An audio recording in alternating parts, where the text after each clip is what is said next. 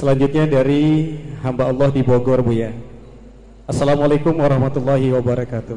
Waalaikumsalam warahmatullahi wabarakatuh. Semoga Buya dalam keadaan sehat walafiat. Amin. Buya, saya ingin bertanya, saat ini sedang membangun rumah dan beberapa saat lagi akan masuk bulan Ramadan. Pegawai rumah tersebut atau yang membangun rumah tersebut ada 4 orang. Jika masuk bulan puasa sedangkan pegawai tidak berpuasa, apakah saya bertanggung jawab dalam hal puasa tersebut? Mohon penjelasannya, Buya. Baik. Anda punya karyawan tidak berpuasa, maka Anda punya tanggung jawab di hadapan Allah. Selagi dia umat la ilaha illallah, berarti dia harus berpuasa. Kalau Anda membiarkan dia tidak berpuasa, maka Anda ikut andil dosa. Itu Anda termasuk golongan orang lupa dan lalai.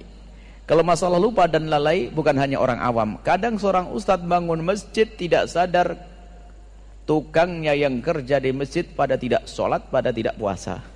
Yang dipikir oleh sang ustadz bagaimana masjid cepat jadi, hari raya bisa untuk sholat hari raya Idul Fitri.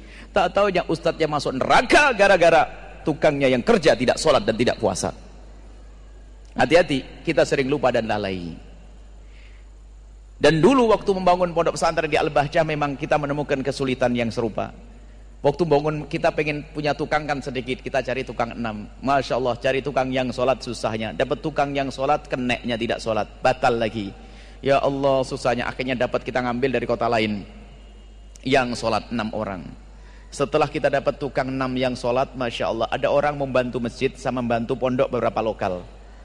Saya hanya mikir, aduh tukangnya bagaimana, ibadah saya aja belum tentu terima, kok saya sudah buat dosa. Saya mikir, saya hanya pesan kepada yang bangun tadi, tolong yang kerja saya tidak mau tahu deh, pokoknya saya pusing cari tukang yang sholat. Jangan-jangan tukang ahli neraka semuanya. Saya ngomong gitu waktu itu. Akhirnya saya ngomong, carikan tukang yang sholat.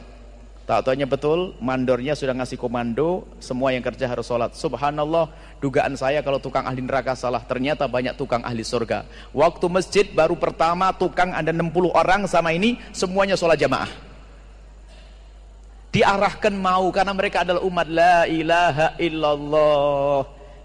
Cuman mohon waktu sholat jangan diambil waktu istirahatnya, tambah deh 15 menit untuk sholat. Akhirnya Masya Allah sholat semuanya. Wah, Alhamdulillah sholat, tidak pusing saya kalau itu. Saya bayangin cari 6 saja susah, tak taunya Allah kirim 60 tukang ahli surga. Cuman yang nakal juga ada. Ceritanya pas saya di Bogor waktu itu kisahnya, saya masih ingat betul, ada tim yang telepon, Buya ada 2 orang bagian las-las itu nggak mau sholat. Sudah kamu suruh? Sudah Buya. Nyuruhmu salah. Salah gimana Buya? Kalau nyuruh sambil kirim sarung, mungkin dia tidak punya sarung. Baik Buya, balik lagi besok dikasih sarung. Subhanallah, orang memang nekat ya. Sudah dikasih sarung, paling tidak kan sarungnya diambil kan lumayan 50.000. Sarung ditinggal, mending gak sholat, ngerokok pindah ke satu tempat. Kalau begitu bingung lagi. Hari yang keempatnya kita sampaikan, ini suruh sholat ya. Puasa otomatis nanti. Setelah itu kami sampaikan, bilang saja, ini peraturan Buya, bahwasanya semua yang kerja di sini harus sholat. Rupanya dia sedikit cerdas dia. Dia berkata, saya tidak kerja dengan Buya, saya tidak kenal Buya kok. Memang dia kerjanya sama mandornya tadi. Benar juga kan dia? Saya tidak kerja sama Buya. Wah repot, betul juga ini. Waktu ini teman saya, kalau begitu kamu jangan urusan sama tukang. Terus siapa? Kamu urusan sama mandor. Gitu. Dia bilang mandornya itu kan ada. Kata Buya, selagi ada 1 orang yang tidak sholat, dibubarin saja deh masjidnya. Nyampe ke bosnya tambah cinta dengan kita. Oh, bener ini. Akhirnya orang yang tadi dipaksa, kalau tidak mau sholat jangan kerja di sini. Tak taunya akhirnya sholat, justru salah satu dari tukangnya ini anaknya malah di pondok sekarang. Waktu itu memasukkan anaknya di pondok. Jadi kan perlu diarahkan saja. Oh, Anda punya power kok, punya kekuatan, kenapa Anda tidak bisa? Anda beri kesempatan dong, tambah waktu 10 menit untuk sholat. Kalau perlu Anda kasih bonus deh sedekahnya, yang sholat kasih 500 rupiah atau 1000, 2000 kayak. Atau yang puasa, makanya kami sampaikan, kalau puasa tolonglah diringankan, kasih diskon 1 jam deh untuk istirahat. Tadi saya sampaikan di awal, biar bisa puasa. Wah, Anda pahalanya gede, meringankan, gak akan mengurangi kerjaan. Tim Al-Bahjah Bogor, Al-Bahjah Cianjur, Al-Bahjah Batam, tolong tukangnya dikasih istirahat tambah 1 jam deh dalam sehari sepanjang bulan Ramadan. Ini sedekah kita untuk dia. Nah, ini perlu seperti itu. Jadi betul Anda ikut dapat dosa kalau Anda biarkan dia tidak puasa dan tidak sholat.